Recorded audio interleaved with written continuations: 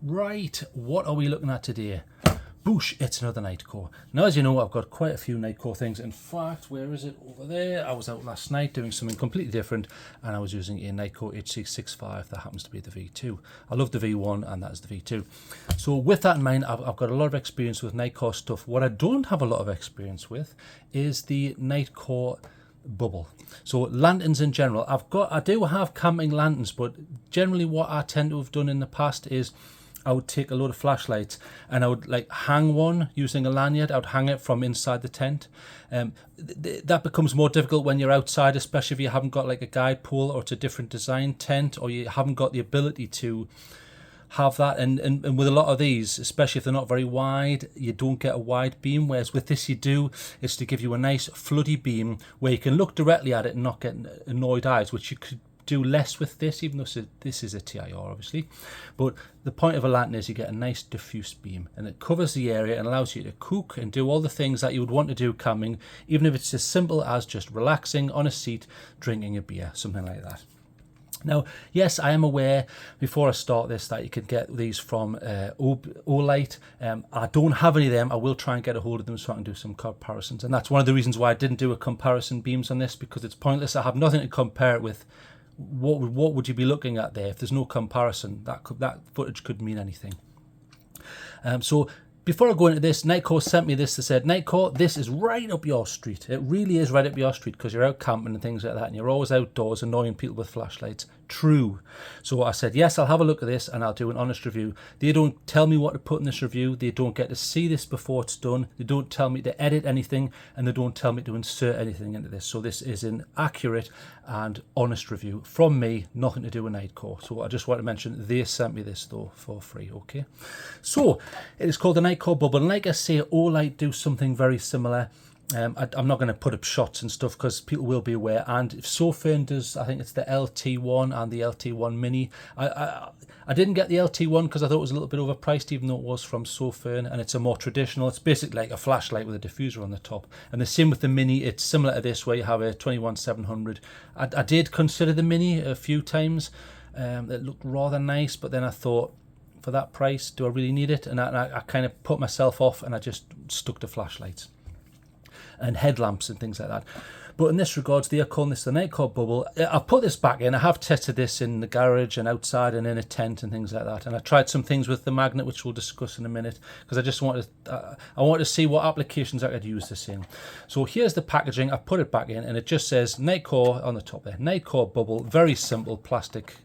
And it says here it is a portable camping lantern. It is very portable because you can actually compress it in, because this bottom section isn't like a lot of the lanterns like this bubble design. It's not hard, it's actually soft silicone, which is very interesting. So it's not just the top that's silicone. So we'll give you a quick look at this. They are saying it runs on 3 AAA's. Batteries are included. The ones that they included were not rechargeable, but it does work with rechargeables, and I'll show you that in a moment. The ones they sent were alkaline, so 1.5 volts in other words. It does have one candle mode. It's a little bit unlike the Anduril candle mode, and it uses an intensity change. It's very slight. It's okay. And 3 brightness levels, but just bear in mind you can only use the candle level on one mode. You can't change that. It's not like Anduril where you can change the frequency and the output or anything like that.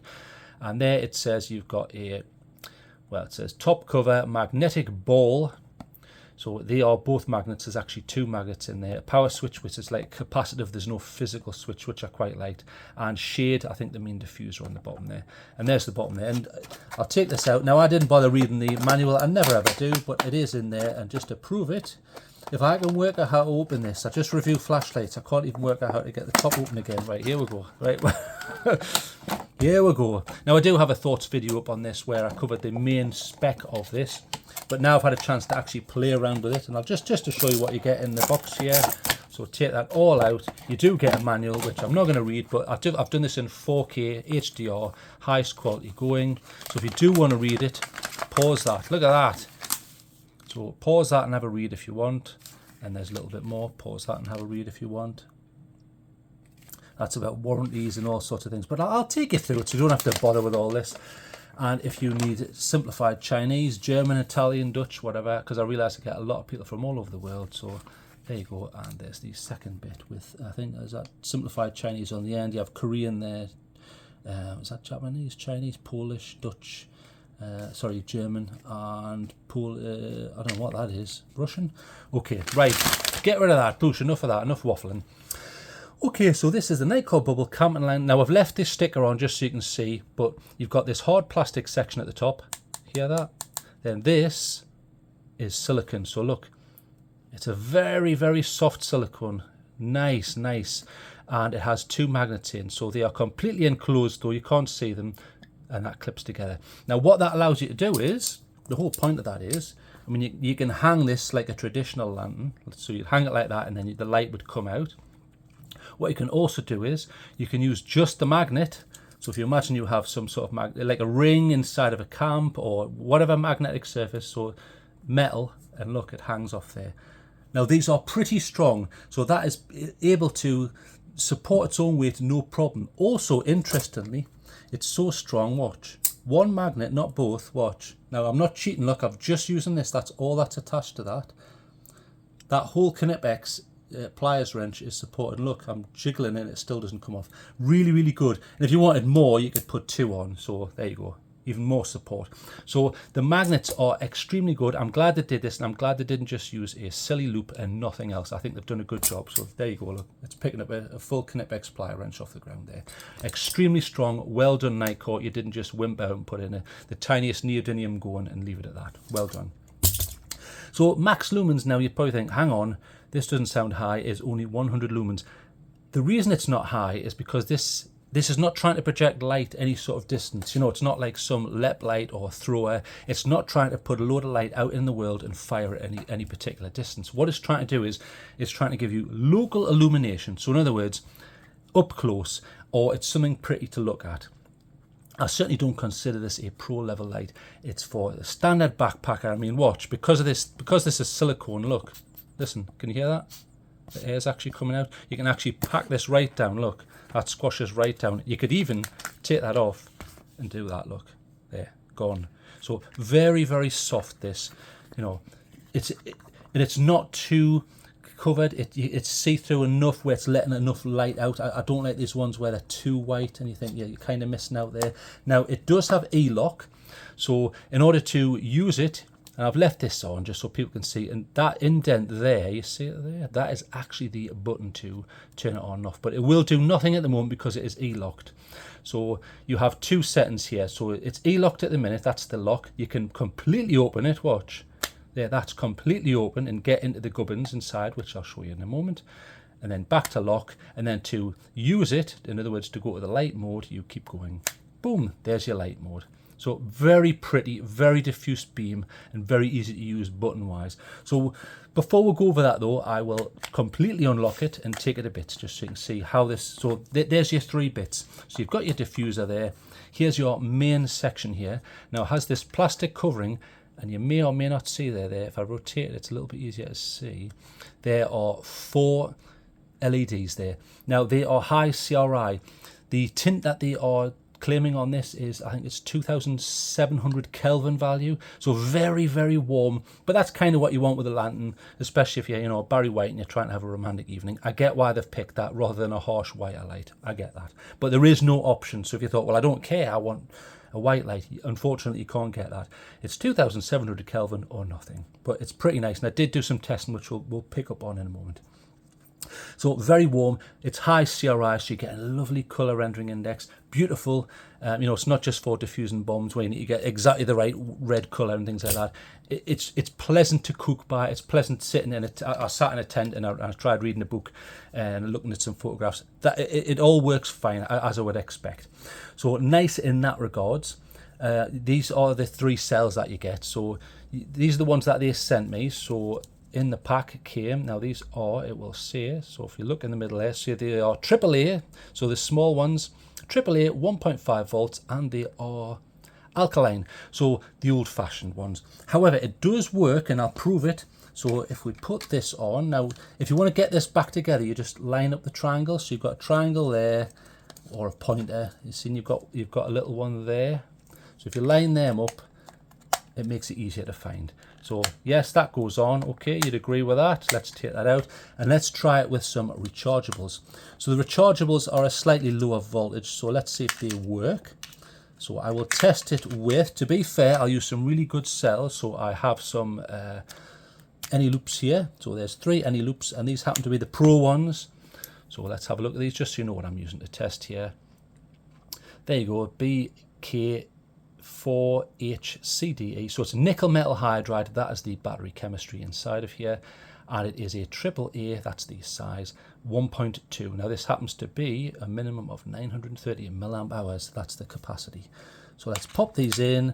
So they're button top, no problem, exactly like the alkalines. They go in, and then let's put this back together. So line up the triangles, boom. And yes, it works. So they do work, no problem. So you can put your rechargeable cells in. The only thing that springs to mind is when I'm out camping, probably the last thing I want to do is muck around with taking cells in and out. But then the alternative to that is to have something like what Olight have, where or other manufacturers, where you have a non-replaceable battery cell, and then all the Greta Thunbergs come out and cry into the organic cereal and say, well, hang on a minute, that's destroying the planet Earth. So it's like a seesaw, isn't it? It's give and take. So do you want the, it's sometimes nice to have something that you can just stick a USB in. But to be fair, what they could have done was, especially if they'd raised the price, I know what the expected price of this is, but when I'm shooting this, I still don't have the actual price. I'm hoping it's like under $20. What they could have done was they could have maybe added something where you could Type-C this. I would have particularly liked it if they'd had it like here out the way, so it's kind of waterproofed and out the way. Even if it was up here, that wouldn't bother me. Just some way of recharging this. Also, it would extend runtime. So if you happen to have a method for charging, you could plug it in and extend that indefinitely, as long as your charging power pack is still producing juice. So something to think about there. But I think as a first go at a camping lantern, and as long as they keep the price low, I think this is pretty good. And I get that there's going to be people in the comments saying, yeah, but Olight can do this, and Olight have got a little magnetic charger on the bottom and all this. Yeah, but okay, that's fine. But can you replace the cells? Because there's something you need to think about. Because I get it, there's people on this channel who say you shouldn't support lights that have non-replaceable cells. It's blah, blah, blah, blah, blah. It's killing the environment or whatever. And okay, I get that. But it's all to do with convenience. Some people just want convenience. Some people buy an iPhone where you can't replace the battery. You can now, I suppose, if you get it sent away, but does that void the warranty? Probably. So can you in actuality do that?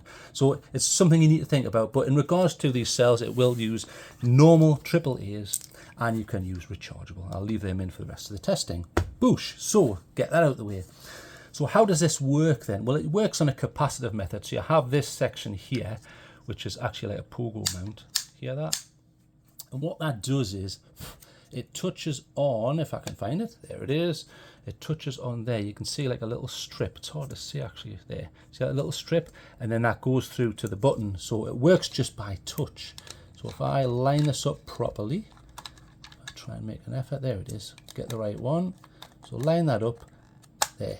And then it's ready to use. So there, it's on. Now this is how you use it. So click and hold for on, click and hold for off. So click and hold for on, click and hold for off. Dead simple. And when it is on, one press to go through the modes. So there's low, that is 6 lumens, and they're saying on the batteries that they provide, in other words, those AAAs, you'll get 42 hours. The next one is mid, so press it again. So that's mid, they call that 40 lumens, 10 hours, pretty good. In fact, I should put the diffuser on because it gives you a nice look of how it looks. There you go, that's better, isn't it? Now bear in mind this light, there is light, ambient light in this room, but you can see it spreads out pretty nicely. So 40 lumens, 10 hours, and the next one, if we press the button again, so that's the highest, so that is 100 lumens. You get 5 hours out of that, which I think is perfectly acceptable. I mean, how much are you going to be reliant on just this if you're camping? I think that's probably about where they need to be. Although obviously I do like bigger capacities, but you could just drop it to the 40 lumens level. Sometimes it depends on the material inside your tent. If I have a lot of dark stuff, it's less easy, whereas if you have a lot of bright coloured stuff, it tends to reflect and bounce the light around a bit more. So, but I don't want to really get into that on this review. But as you can see, beautifully diffuse. There are no hot spots. Beautiful to use and work by and cook by. There is one more mode, so if I press this, there, now can you see there's a bit of a flicker there? You see it? It's actually not what you're thinking. It's not pulse width modulation. What's actually happening there is it is going from 100 lumens. In fact, I'll put it there so you can just see what it does on the background there. So you might see it a bit better. In fact, if I prop that up a bit, so you can see it on the ground there.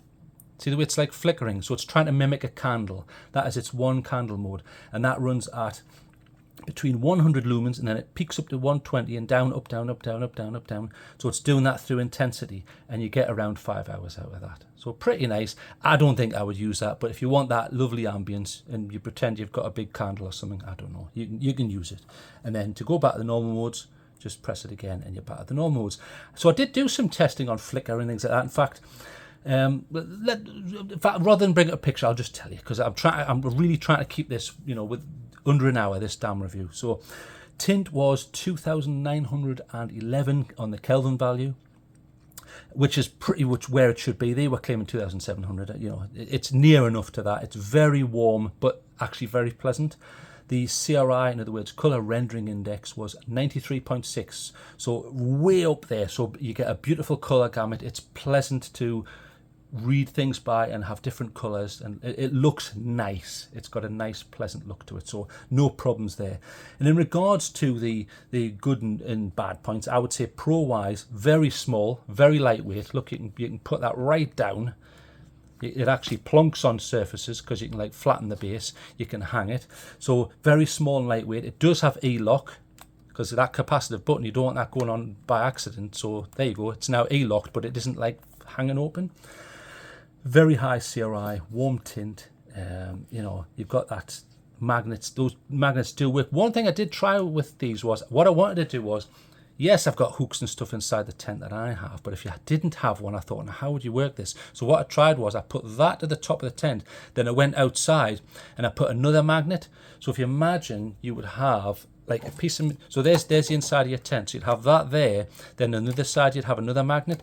I did try that, but the problem with that is depending on the design of your tent, it just sagged the material, and I thought, I'm not sure about this. So basically what I was trying was basically what you get with the DJI mics. So on the DJI mics, what they do is they have a clip, but what they've tried to do is on here you do have a clip and a magnet. So what you can do is, rather than just use this clip here, you have your piece of material here. So if you imagine that is your t-shirt or something, and then on the other side you have the magnet, and then look. So no matter what, you can put that wherever you want, even on a non-magnetic surface, as long as you have the magnet with you. So it's just something to bear in mind. I did try it, but it didn't really work. But again, that could be just the problem of the fact that that's what my tent's like. So there's just a little option for you if you didn't have anywhere to hang it. But it does hang perfectly, as we've seen. So you just click them together. If I can get it to work, click them together and hang it up on any sort of hook, and it works. It supports its own weight, no problems. So there are some cons to this. Now, like I say, you can't charge it. So do you really want to be mucking around with batteries on a camping trip? Some people wouldn't, and they would say, well, I just want a rechargeable one, especially some of the OLEDs have got magnetic charging. But then you get people who say, the end of the world is nigh, and if you use non-rechargeable batteries, we're all going to die and things like that. Okay, that's a valid point. But people want convenience, and not everyone going camping thinks about that sort of thing. So there's a little bit of a juxtaposition there you need to think about. I mean, put in the comments, what do you think about that? Because some people say you shouldn't even get these keychain lights that with no replaceable batteries. But I mean, the other argument to that is sometimes, well, convenience is better. It can make it slightly smaller. And will you really be still using that 10 years time by replacing the battery? Probably not, because a much better light will be out by then. And the same could be said for this. And I think this feels like a first go at the problem of a camping light. And I think they're probably going to do a pro version or a better one soon, because this is in IPX4, and that's enough. Yeah, if it was a little bit of light rain, it would be fine if you had it outside. And to be fair, it's probably going to be used more inside. But just as something to bear in mind, this has to be properly seated, when that's on. So, and I like the fact that there's no physical button, so you're not worrying about water getting in. And this seems okay, this silicone, but I presume because this is only rated for IPX4, light sprinkling of water, that's it. If you're in a heavy thunderstorm or something, this really needs to be taken in. So I will mark them down a little bit for that. Anyway, I've tried to keep this under 20 minutes, so let's give this a mark. Okay, so a mark. Now, I think as a first effort, is if they keep the price below $20 for a first effort, I think they've done a good job. I would like to see more customization. There's only one candle mode. You can't change intensities. You can't change tint. They could maybe do a pro version and add that. I would like to see that. I would also like to see IPX rating higher. I'd also like to see a version with USB charging. And I know some people are going to, again, say, oh, the environment, oh, non-replaceable batteries. But, okay, but again, how long are you going to keep that for? And I've got cells from, like, 6-7 years ago that still charge. So I think that's sometimes slightly overstated, that argument, but I could be completely wrong. If I'm an idiot, stick it down below. Freedom of speech channel here. So you've got all those pros: lightweight, collapsible, E-lock, high CRI, warm tint, magnets, but it's only IPX4, and I think there's more that could be added to this. But for a very cheap, quick camping lantern from a name that I trust, Nitecore, I will give this a 7. I think there's room for improvement, though. Room for improvement, and you can see it's flickering away there. So I think that's in the candle mode, probably. Yeah. So very nice. I've got no hesitation. If you want something cheap and to keep it low, this is decent. I like it. And I like the fact that they've actually bothered and gone for the high CRI. So many manufacturers could have just said, stick anything in, who cares? But okay, Nitecore, go on the extra mile. So, okay, and stick in the comment section if you go, the LT1's better, OLED's better, blah, blah, blah, blah, blah. That's fine. Stick it down. Help us all out here. Anyway, with that, I've tried to keep this within 20 minutes. I've given it a fair mark that I think is honest and truthful, and I've tested a little bit. I haven't done loads of beam shots at the end of this because I've tried to keep this to a sensible level, because there's not a lot. I can't compare it with anything, unfortunately. I don't own any others, but I will try and get some. Thank you for joining me. So I think they've done an okay first attempt at this, and I especially like this with the magnets and the E-lock. E-lock is important for camping stuff. Okay, thanks for joining me. Goodbye.